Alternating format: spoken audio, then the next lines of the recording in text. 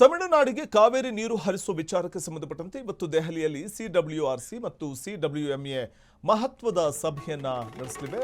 ಬೆಳಗ್ಗೆ 11 ಗಂಟೆಗೆ ಸಿಡಬ್ಲ್ಯೂಆರ್ಸಿ, ಮಧ್ಯಾಹ್ನ ಸಿಡಬ್ಲ್ಯೂಎಂಎ ಸಭೆ ಇದೆ. ತಮಿಳುನಾಡಿಗೆ ಕಾವೇರಿ ನೀರು ಹರಿಸುವ ಬಗ್ಗೆ ಚರ್ಚೆಯನ್ನ ನಡೆಸಲಿವೆ. ಕಳೆದ ಸಭೆಯಲ್ಲಿ 3.5 ಟಿಎಂಸಿ ಅಂದರೆ 3.5 ಟಿಎಂಸಿ ನೀರು ಹರಿಸಲು ಸೂಚನೆಯನ್ನು ನೀಡಲಾಗಿತ್ತು. ಈಗಾಗಲೇ ಸುಪ್ರೀಂ ಮೆಟ್ಟಿಲೇರಿರುವಂಥದ್ದು ಎರಡೂ ರಾಜ್ಯಗಳು. ಈ ನಡುವೆ ಕಾವೇರಿ ಕೊಳ್ಳದಲ್ಲಿ ಅಲ್ಪ ಪ್ರಮಾಣದ ಮಳೆಯಾಗಿದೆ.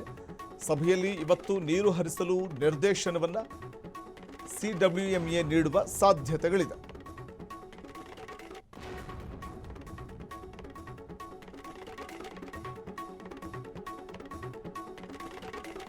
ಕಾವೇರಿ ನದಿ ನೀರು ಹಂಚಿಕೆ ವಿಚಾರಕ್ಕೆ ಸಂಬಂಧಪಟ್ಟಂತೆ ಅಥವಾ ಕಾವೇರಿ ನೀರನ್ನು ಹರಿಸುವ ವಿಚಾರಕ್ಕೆ ಸಂಬಂಧಪಟ್ಟಂತೆ ಇವತ್ತು ದೆಹಲಿಯಲ್ಲಿ ಸಿಡಬ್ಲ್ಯೂಆರ್ಸಿ ಮತ್ತು ಸಿಡಬ್ಲ್ಯೂಎಂಎ ಸಭೆಯನ್ನು ಕರೆದಿವೆ. ಕುತೂಹಲ ಕಡಿಮೆ ಮಾಡಿಕೊಡ್ತಾ ಇರುವಂಥದ್ದು ಈ ಸಭೆ. ದೆಹಲಿಯಲ್ಲಿ ಸಿಡಬ್ಲ್ಯೂಆರ್ಸಿ ಸಭೆಯಲ್ಲಿ ನೋಡಿ, ಪ್ರತಿನಿತ್ಯ ತಮಿಳುನಾಡಿಗೆ 3,500 ಕ್ಯೂಸೆಕ್ ನೀರನ್ನು ಹರಿಸಲು ಸೂಚನೆಯನ್ನು ನೀಡಲಾಗಿತ್ತು. ಒಟ್ಟು 15 ದಿನ ನೀರು ಹರಿಸೋದಕ್ಕೆ ಶಿಫಾರಸು ಮಾಡಲಾಗಿತ್ತು. ಸಿಡಬ್ಲ್ಯೂಆರ್ಸಿ ಆದೇಶವನ್ನು ಪ್ರಶ್ನಿಸಿ ಮೇಲ್ಮನವಿಯನ್ನು ಸಿಡಬ್ಲ್ಯೂಎಂಎ ಬಳಿ ಸಲ್ಲಿಸಿತ್ತು. ಸಿಡಬ್ಲ್ಯೂಎಂಎ ಬಳಿ ರಾಜ್ಯ ಸರ್ಕಾರ ಸಲ್ಲಿಸಿತ್ತು. ಆದರೆ ಸಿಡಬ್ಲ್ಯೂಎಂಎ ಕೂಡ ಸಿಡಬ್ಲ್ಯೂಆರ್ಸಿ ಆದೇಶವನ್ನೇ ಎತ್ತಿ ಹಿಡಿತು. ಹೌದು, 3,500 ಟಿಎಂಸಿ ಅಂದರೆ ನೀರನ್ನು ಹರಿಸಿ ಅಂತ, ಅಂದರೆ 3,500 ಕ್ಯೂಸೆಕ್ ನೀರನ್ನು ಹರಿಸಿ ಅಂತ ಸೂಚನೆ ನೀಡಿತ್ತು ಸಿಡಬ್ಲ್ಯೂಎಂಎ.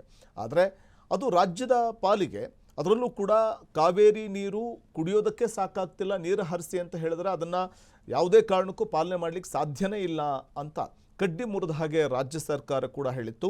ಹಾಗಾಗಿ ಈ ಒಂದು ಪ್ರಕರಣ ಸುಪ್ರೀಂ ಮೆಟ್ಟಿಲೇರಿದೆ.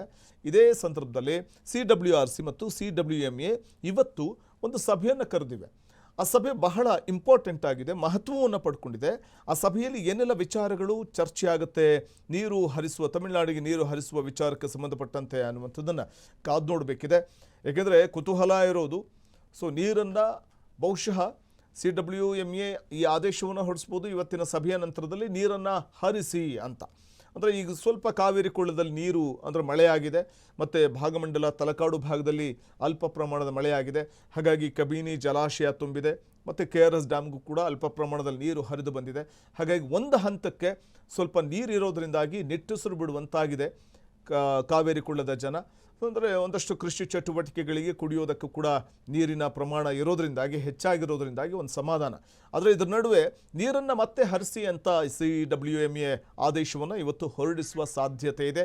ಹಾಗಾಗಿ ಇವತ್ತು ಕರೆಯಲಾಗಿರುವಂಥ ಒಂದು ಸಭೆ ಸಿಡಬ್ಲ್ಯೂಆರ್ಸಿ ಮತ್ತು ಸಿಡಬ್ಲ್ಯೂಎಂಎ ಎರಡೂ ಕೂಡ ಸಭೆಯನ್ನು ಕರೆದಿರುವಂಥದ್ದು ಬಹಳ ಮಹತ್ವ ಪಡ್ಕೋತಾ ಇದೆ.